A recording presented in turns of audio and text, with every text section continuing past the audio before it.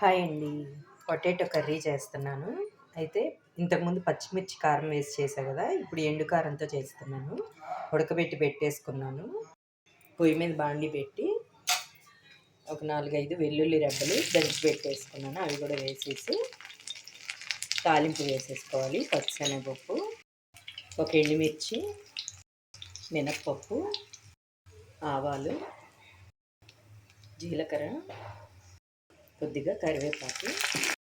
తాలింపు వేగాక మీకు కావాలంటే ఉల్లిపాయ ముక్కలు కూడా వేసుకోవచ్చండి, కానీ నేను ఇక్కడ వేయట్లేదు. డైరెక్ట్గా పొటాటో వేసేస్తున్నాను. ఇలా చితిపి మనం ఉడకబెట్టి పెట్టుకున్నాం కదా, మొత్తం ఇలా చితిపేసి వేసేయాలి.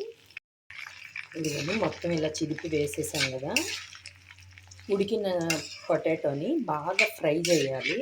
మనం ఎంత బాగా ఫ్రై చేస్తే టేస్ట్ అంత బాగుంటుంది. ఉడికింది కదా అని చెప్పి లైట్గా వేయించేసామంటే టేస్ట్ అంతగా బాగోదండి. బాగా గోల్డ్ కలర్ వచ్చే వరకు బాగా ఫ్రై చేసుకోవాలి. నాకు ఆయిల్ కొంచెం తగ్గినట్టు అనిపిస్తే మళ్ళీ కొంచెం వేసానండి. దీనికి ఆయిల్ కొంచెం ఎక్కువ ఉంటేనే బాగుంటుంది.